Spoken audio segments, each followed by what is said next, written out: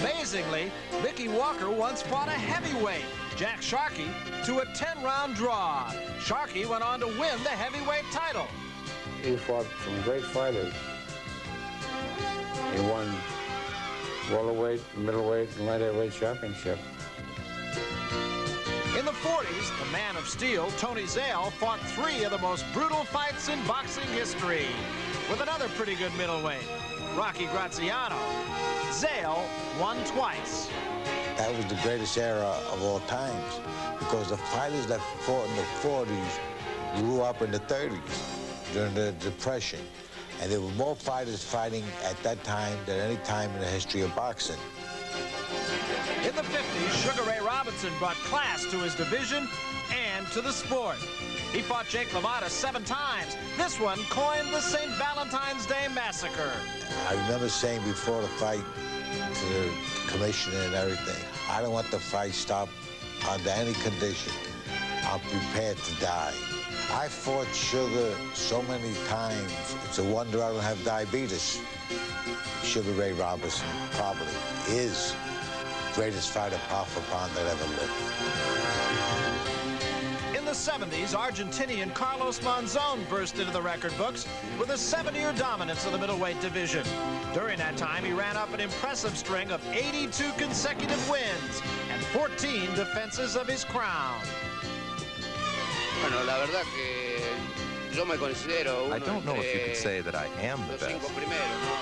I know that I'm one of the 5 best of all time. And they let him box with Joe Frazier. And he knocked out Joe Frazier in the gym. I believe he would have been champion on any era of time. And now in the 80s, a new middleweight champion. Marvelous Marvin Hagler wants to challenge them all. After a 3-year reign and 6 title defenses, he aspires to be the best ever in this division. You have just seen the greatest middleweights of all time. Tonight, you'll see the marvelous one.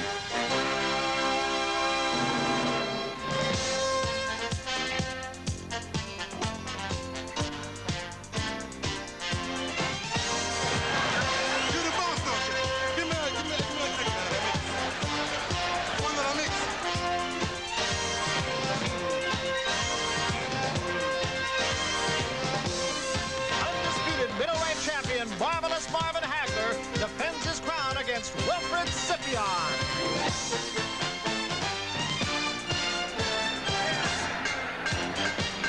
We're live in Providence, Rhode Island, as you look at the State House of the nation's smallest state. And just a few blocks away sits the Providence Civic Center, where tonight HBO Sports presents World Championship Boxing.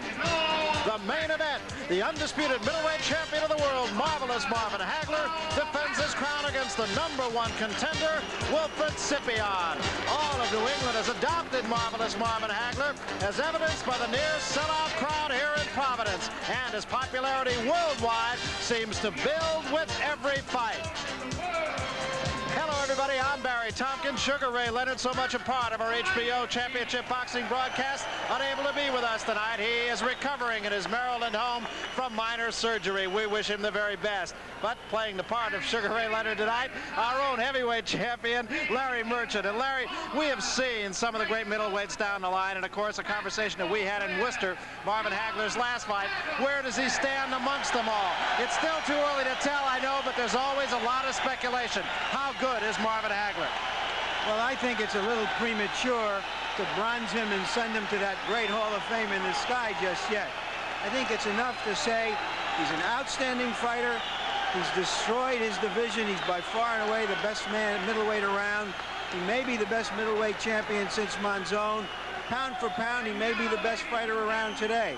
When you go to see Marvelous Marvin Hagler fight, you go to see a performance more than a contest.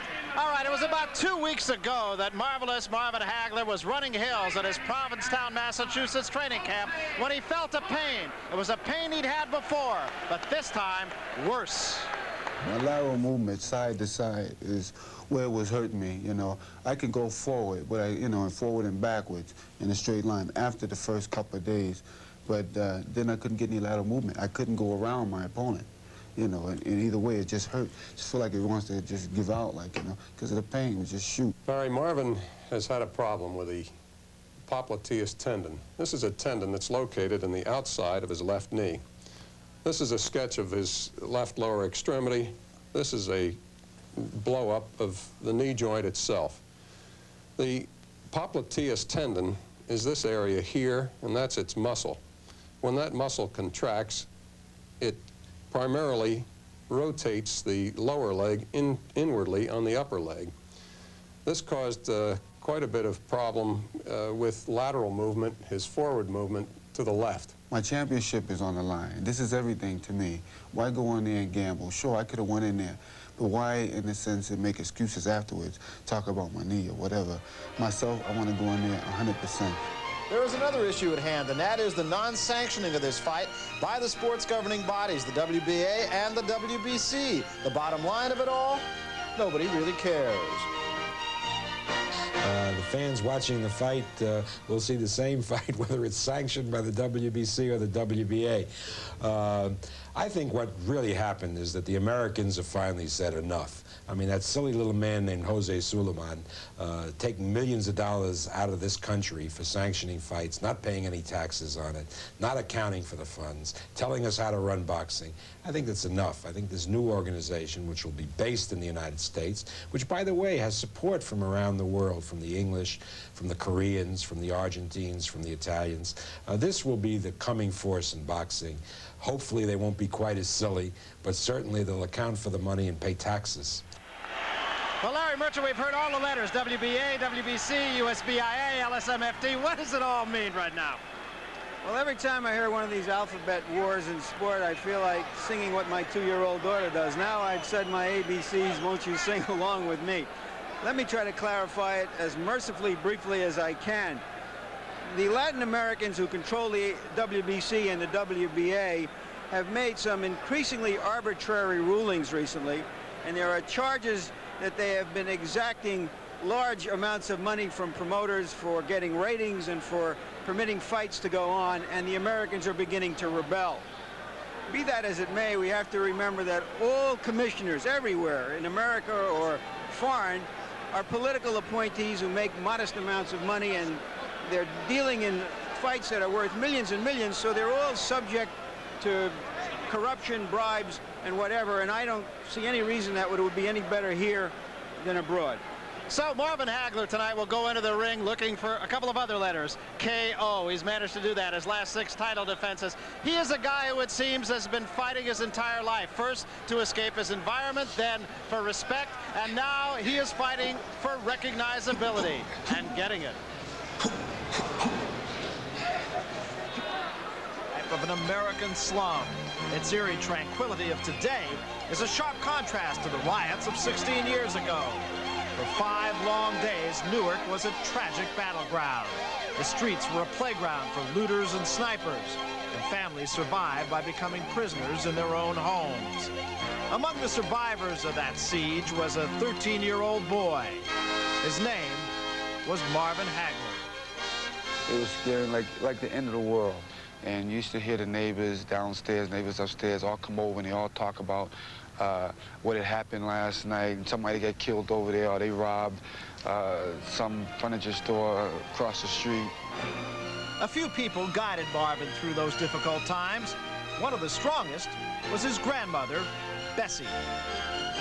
She was the type of woman that really pushed me, I guess, to try to become somebody. You know, if we needed money on Saturdays or something like that, I would go over, either scrub the floors for her, or either take the trash out, just so that she'd give me some movie money or something like that, you know, so I wouldn't have to be out in the street trying to get it any other kind of way, you know.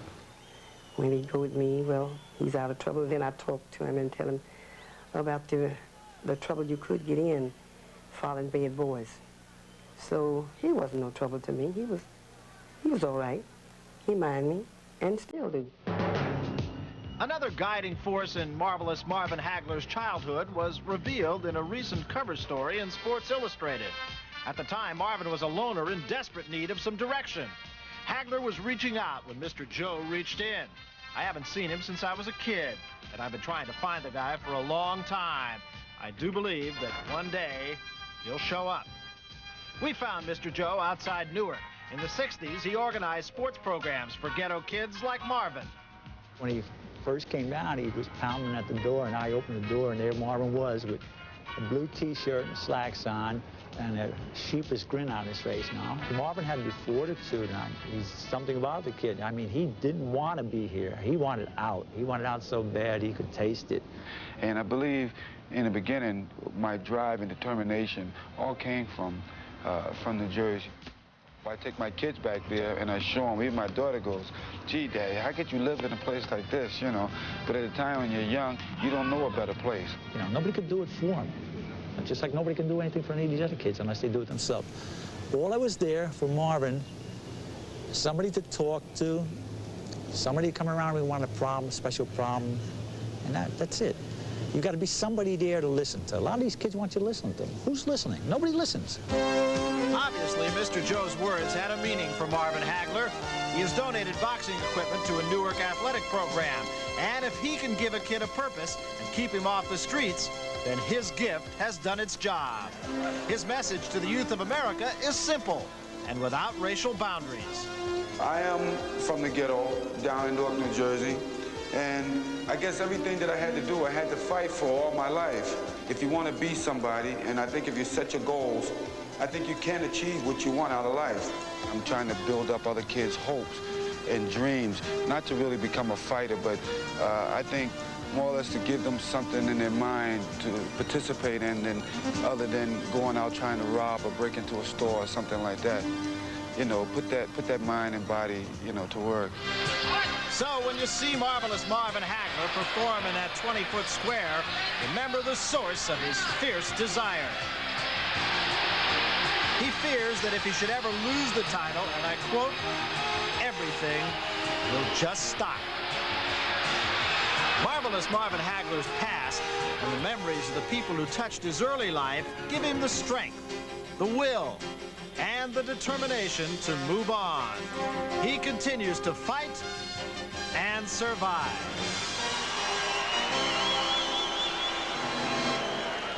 So coming up next here on HBO, the 7th title defense of the champion, Marvelous Marvin Hagler, as he takes on the #1 contender, Wilfred Scypion. A heart reads, I love Pop, to Wilfred Scypion. To his family of 15 in Port Arthur, Texas, it's Wilfred's nickname, Poppy. Pop was an old man who Wilfred loved and cared for when he was a child growing up in the projects. It was that environment that left Wilfred no choice but to fight. I always wanted to box since he was a little boy. He says, well, Daddy, I'm going to be a fighter. I said, but that's what you want to do, son. I said, remember, I said, you got to be a good one. If you, whatever you want to get into, be a good one. So he says, I know that. And he started from there. And a good one he became, losing only 11 of 217 amateur fights. From there, Wilfred Scypion's life, both personal and professional, had the rise and fall of a seesaw. In January of 1978, Wilfred's brother Paul was arrested in this vicinity for public intoxication. He was taken to jail and was allowed to call home. So I said, well, you want me to come and get you? He said, no. He said, I'll be all right. He said, because they'll probably just keep me in here for, you know, a couple of days. The next day, my family went down there to check on my brother Paul Scypion, and they say he signed out. They showed us his signature. Don't even look like his handwriting. That's all I could say. We ain't never seen him since. 7 months after his brother's disappearance, Wilfred turned pro. His career began with 12 consecutive knockouts. Unfortunately, the streak continued. In his 13th professional fight, Wilfred lived a boxer's nightmare. In the 10th and final round, he knocked out Willie Klassen. Klassen never regained consciousness. Wilfred's life and career were crumbling before his eyes. He contemplated quitting, but instead, he vowed to win the middleweight title in the memory of Willie Klassen. 4 fights later, versus Mustafa Hamsho, the downfall continued. With only seconds remaining, Wilfred fell through the ropes and was counted out. Claiming that he was pushed out of the ring and held down by Hamshow's handlers, he returned to his locker room. Officials later decided to continue the fight, but Wilfred refused to re-enter the ring and was disqualified. In his next 6 fights, Wilfred's only loss was to the #1 contender, Dwight Davison. But it was versus James Green that he hit rock bottom. Wilfred lost a close decision, and his reaction was so vociferous that he received a 2-month suspension from the New Jersey Athletic Commission. Wilfred Scypion's reputation as a world-class boxer was in serious question. After the James Green fight, I made up my mind to go up. I done went down. I went down further I could go. It's time for me to reach the top, not to be the #1, not to be #2, to be the world champion. You know, that's my dream, that's my prayer, that's my hope. In his next fight, the old Wilfred Scypion had returned with a unanimous decision over Mark Frazee. Wilfred once again had begun his ascent to the middleweight championship. In January of 1983, a fight agreement was signed between Frank Fletcher and marvelous Marvin Hagler. Yet Marvin still had to face Tony Simpson, while on February 13th, Fletcher would fight Wilfred Scypion. In perhaps the finest 12 rounds of his boxing career, Wilfred won much more than a unanimous decision. He earned the opportunity for the championship of the world, the opportunity to honor a man who had died in the ring, and the opportunity to investigate the fate of his missing brother. His life has been one of high hopes and deep depressions. Hopefully, the roller coaster ride is over. And you look at Wilfred Scypion, who has come into the ring here. He does so with a record of 26 wins, 3 defeats. He has 20 knockouts. But as he mentioned, he has been something of an enigma. Here's a look at his record, as we just mentioned, 26-3 with 20 knockouts. He's 24 years old, came in here right at 160 pounds. In fact, Larry, both fighters coming in right at 160 pounds, rather unusual. Yes, it was. Scypion has a reputation of being an up-and-down fighter. I would say the conventional wisdom is he would have to be very, very up to avoid going down in this fight. He looks very loose right now. Of course, that's always easy before the champion comes into the ring. And here is Marvin Hagler with Goody and Pat Petronelli on either side of him coming into the ring. Marvin is all business when it comes to the day of the fight, and he has been just that all day today. Won't even so much as answer the door of his hotel room for even these people closest to him, and that includes Goody Petronelli and Pat Petronelli, who have been with him for about 14 years. Marvin Hagler, 29 years old. That may be something of a surprise to HBO viewers who first saw Marvin Hagler as a 30-year-old. They actually had discovered a mistake on his birth certificate, and he is younger than he first thought he was. So he comes into the ring now, and we'll see some of the pre-fight games. Hagler comes in 56-2-2, and listen to this crowd.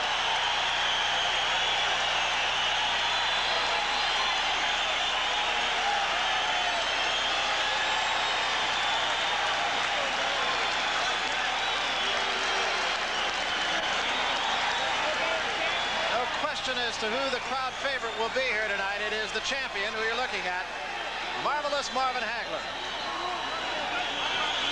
He's become a great hero all throughout New England. We've seen him fight in Boston and Worcester. Now here in Providence, he'll be fighting in his hometown of Brockton.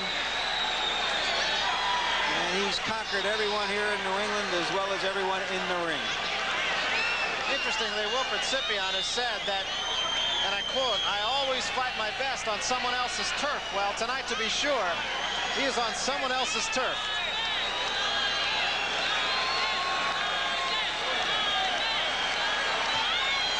Hagler, after a lengthy trip from the locker room, comes into the ring.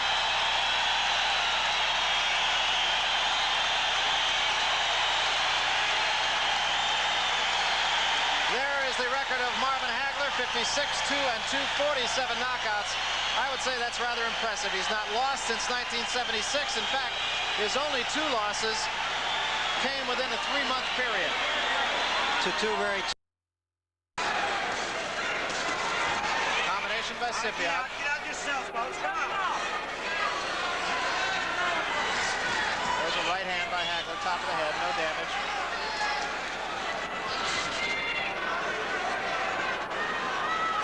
It is generally Marvin Hagler's modus operandi to try to soften up his opponent before trying to take care of him and put him away, much like a matador in a bull.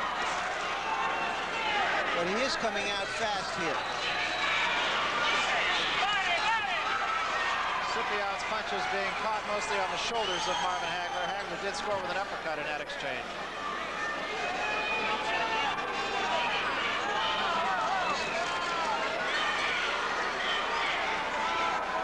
Hagler has said when he did have problems with his knee, it forced him to take a slugger stance.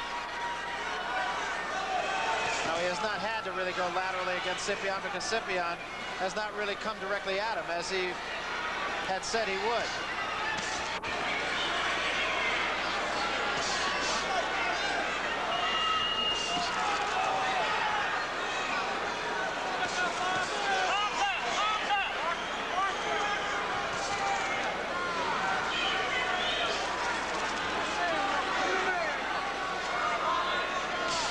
It does strike me, Larry, that Marvin is a little bit more up-tempo in round one than he has been in his last few fights. He is, and I think it's anticipating that Hampshire does want to pressure him. Excuse me, that Scypion wants to pressure him as Hampshire did earlier, and of course Vito had to fall. And there go the legs of Scypion in round one. Hagler is right on top of him, measuring his man. It was a right hand that set him up. I don't even think Hagler thought he hit him that hard.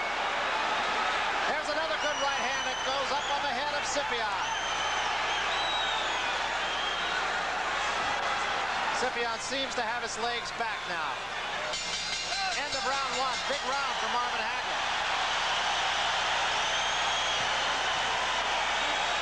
Did you get hurt with that? Let's listen in Scipion's corner. Hey, standing back waiting on you. Standing back waiting on you. You can't stand back and wait on this guy. Sip, hey, you can't fight inside.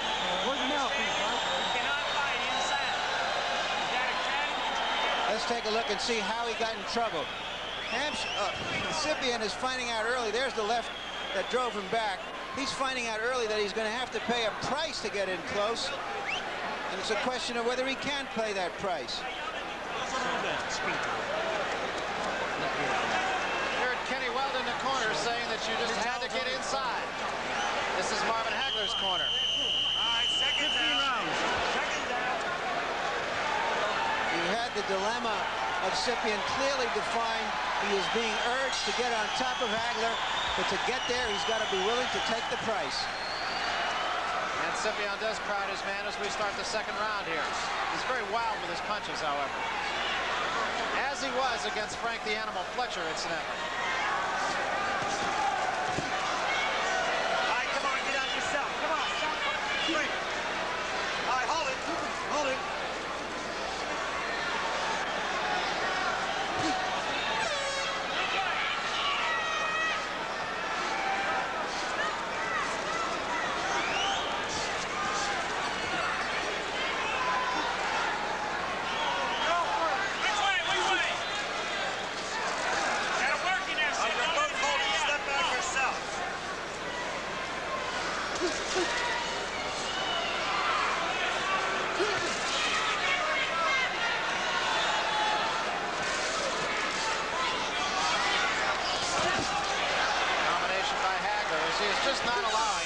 Wilfred Scypion to fight his fight.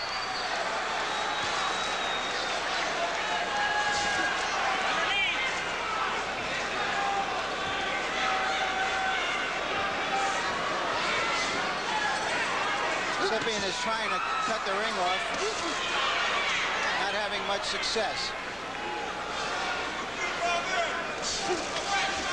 Combinations by Hagler hurt Scypion once more.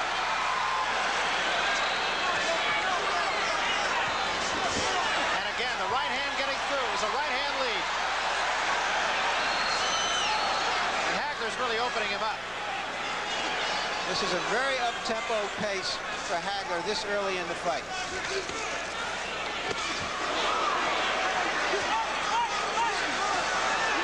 Counter-punching right hand by Hagler, and a combination by Hagler. All right, stop punching. You're both holding.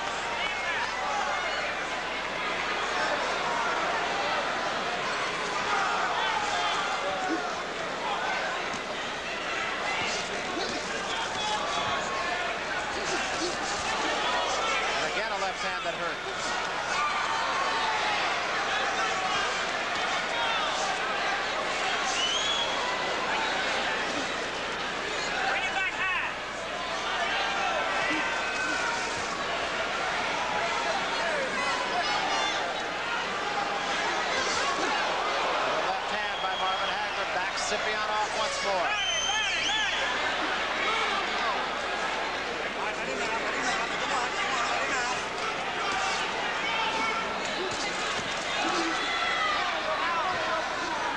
Scypion trying to stay on top of Hagler, but paying a price.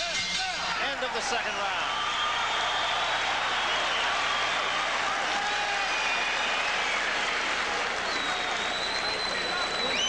Well, we want to remind you that Monday, June 6th, 11 o'clock Eastern, 10 o'clock Central, Inside Boxing.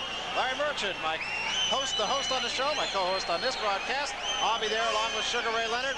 It's HBO Sports News Series, and it'll take you behind the scenes of the boxing world. We'll have ringside updates, visits to the training camps, some newsmaker interviews, all the latest news. It's Inside Boxing, and it starts Monday, June 6th. Stay your own distance. You get them guessing right now. That's Goody Petronelli with Marvin Hagler. You're reading them beautiful. Speak. Keep them on your sides. Keep them on your sides. Keep that hand up.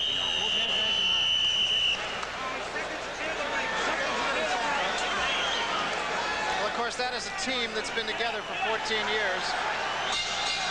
And their pursuit of excellence is paid off. Hagler again, up tempo to start the third round.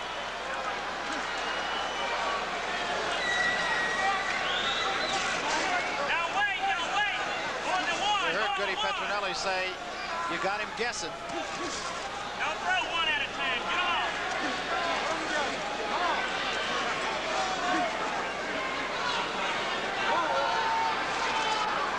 Get a fight. Get off. More than one. Get off. Come on.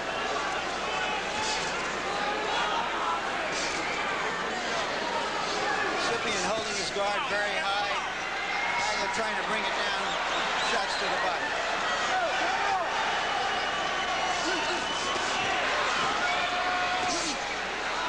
Hagler going downstairs, and those punches will certainly take a toll as time goes on.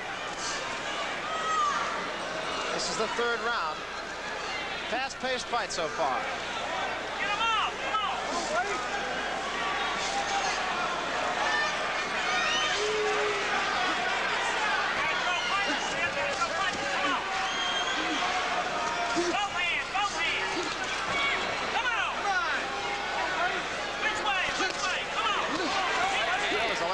Scypion that did get in, but did no damage, and takes two right hands from Hagler and another right. And a left hand. And Scypion is in the center of the ring and just trying to cover up. I think he warded off most of those blows.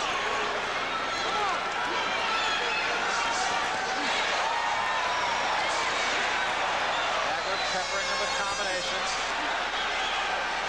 No one punch really doing a lot of damage, but it's a cumulative effect.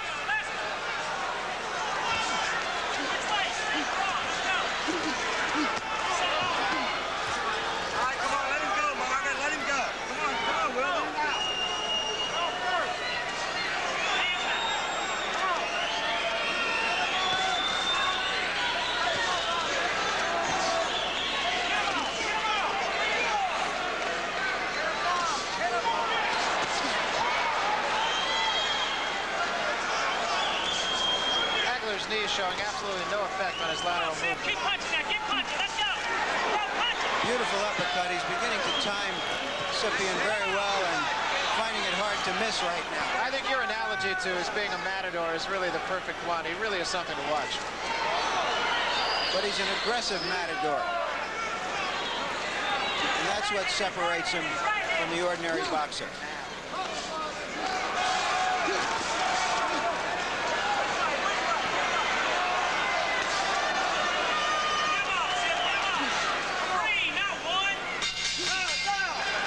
Third round.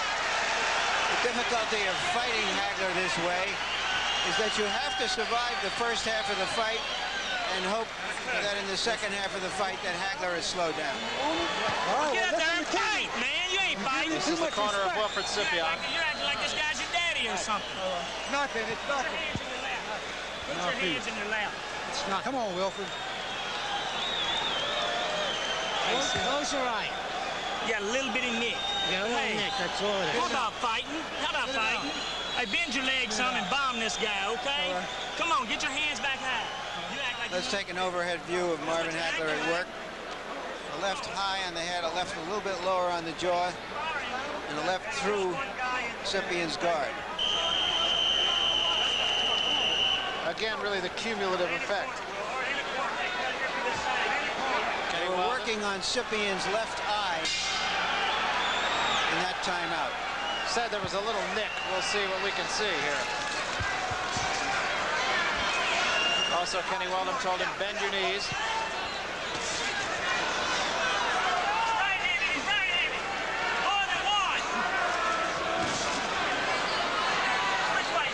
Marvin Hagler getting $1.25 million for this night's work. Scypion took a good right hand. It stunned him for a moment. Come on, let him go, Will. Stop hanging on him, Will. Stop hanging on him.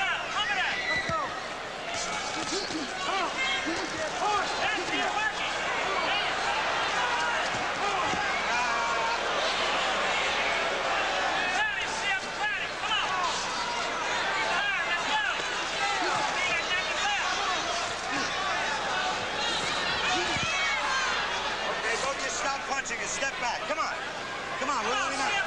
Scypion cannot stay with Hagler in the short run. He's hoping to hang around for a long distance run and perhaps catch him in the last third of the fight. Scypion has gone 12 rounds on one other occasion. Never gone 15. There's a right hand by Scypion that did get in on the nose of Marvin Hagler.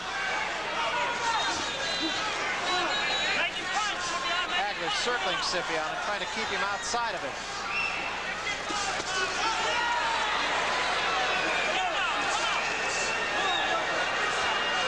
Hagler fighting softball right now. He'll switch.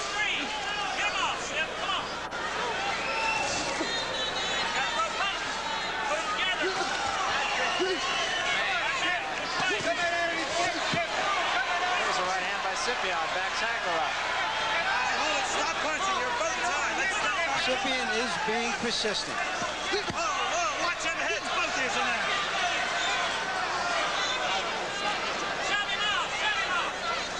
Referee giving a bit of a warning, saying watch the heads. Marvin Hagler has gotten himself in trouble before with butts. Vito Antifermo fight, of course. He suffered a cut from a butt. And again, Scypion now managing to get on top of Hagler a little bit more than he was. And there he took a right hand. That buckled his knees. Scypion back in his own corner. Takes a combination, goes down. And may not make it up.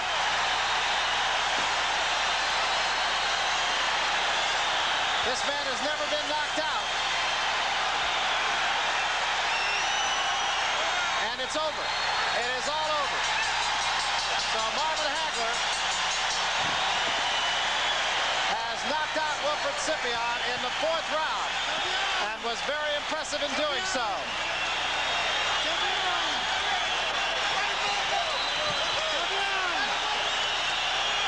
What you have to say here, Barry, is that Scypion was trying to win the fight. And because he was trying to win the fight, and it was stopped at 2 minutes and 47 seconds of the 4th round, he made himself available to be knocked out. And for the first time, it was a combination. Again, it wasn't any one punch that did the damage, but a combination from Marvin Hagler, who again has given every indication that he must be ranked amongst the top middleweights of all time. You see, Hagler is now holding aloft his various belts, but let's take a look and see just how it came.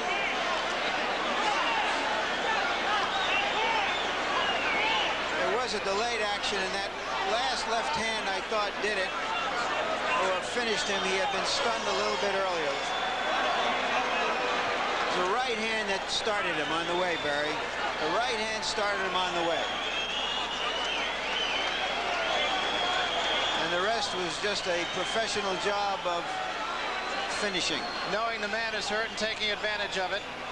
Take a look from this great overhead shot given us by our director, Mark Payton.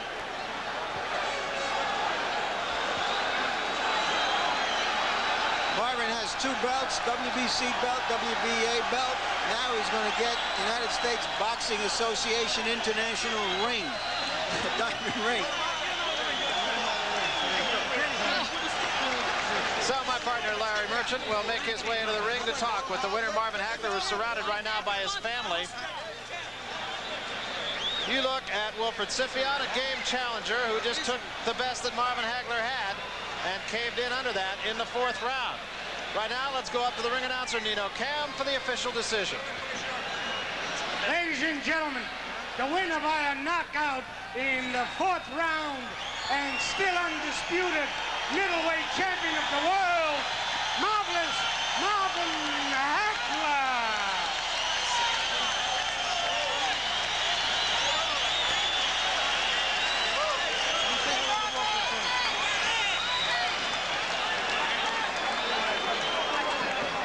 So the chaos in the ring, 2 minutes 47 seconds of the 4th round. And Larry Merchant will try to make his way over to the champion, Marvin Hagler. And here's Marvin Hagler, absolutely bedecked in championship belts.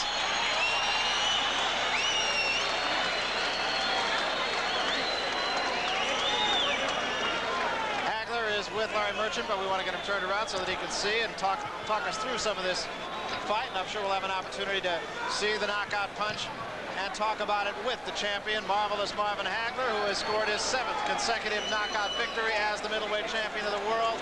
He seems to grow not only in stature, but certainly in, as we mentioned, recognizability with every fight he has. Right now, let's go to Larry Merchant with Marvin Hagler. Larry? Marvin Hagler, looks like you've conquered New England as well as you have Wilfred Scypion again.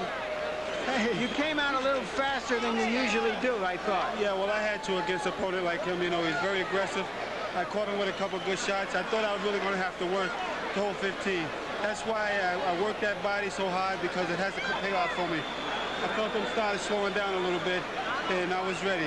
But first of all, I'd like to say hello to my son in New Jersey, Gentry. Mom, Daddy, love you very much. Also, I'd like to thank God for giving me the gift of my boxing, also the courage and the strength and the confidence. Marvin, every fighter you come in looks back at the first Vito Antuofermo fight and says, if I put pressure on Marvin Hagler, I can do what Antuofermo did. Exactly. They're going to find. I told you, Antuofermo just had a style that he got away from me the first time in a sense, but the second time I was ready to put Antuofermo's lights out for good. They were smart on stopping him. I'd like to thank also all my sparring partners who helped me prepare for this fight, and all the people down in my Provincetown camp. Marvin, he was coming to you, which means he was really trying to win the fight. He wasn't trying to dance away from you or stay away from you. No, Did you see that right away? Well, we figured that he couldn't change his style. I knew he couldn't outbox me. He could only be aggressive the way that we knew. I started trading punches with him, which my trainer told me I don't need to. I'm outclassing this guy. I got more guns to go with, and I started seeing it, started settling down, and started looking for my spots. Start picking my spots. In a moment, we'll come up with a replay of the knockout and ask you to describe it for us, Marvin. I remember what it was. Here it is. I thought my straight left hand, which we've been practicing all the time, coming back with that right hook. I think I shook him up. There's my left hand again, come back with the right hook again. I think this is what it was now, to put them together. You see that everybody looks for my right hand, and I can put you away with my left. Either hand is dangerous. Here's another angle, Marvin. There's the straight left hand. Just glimpsed him, but it knocked him off balance and set him up for me. I thought the right hand coming right here. The left really was staggered him right there. And crumbled. That's the way I wanted him, down at my feet. He had a big mouth, and that's the way he deserved to be. I don't know. I was thinking about retiring this fight here. What I'm going to do is I'm going to give it a lot of thought. I want to take some time off and go over with my family what they think is best for me, and also my manager and trainer, because I felt as though that I didn't beat everybody out there, and I don't want to be a stepping stone for anybody. This talk of retiring is something very, very new. I thought, first of all, that you were in line to fight Juan Roldan, the #1 WBA contender, sometimes in July. Well, what I'm going to do, like I said, I'm seriously thinking about it, retirement and everything. Like I said, I didn't beat everybody. There's always going to be another opponent out there. They haven't paid me the money that I really deserve, so, you know, if I can get out with my health and start a business or whatever, well, you made $1.25 million tonight as a total purse. That doesn't seem like a bad payday. But beyond that, Marvin, I once heard you say to Sugar Ray Leonard, let's get it on, Ray. We'll bring out the best in each other. That's right. Don't There's you hope nobody there's that's gonna somebody come out there that can bring out the best in you? Well, you know, they're not bringing the money with them. But what about Benitez and Hearns? I challenged Benitez. I challenged Duran. I challenged Leonard. I challenged Hearns. All these guys, I've challenged them. So why should I have to hang around and wait for them to build their courage or whatever, or wait for me to lose or to look bad in front of my public and my fans, in order to get them to come out? That's what they're waiting for. They're also waiting for me to grow gray hair. You know.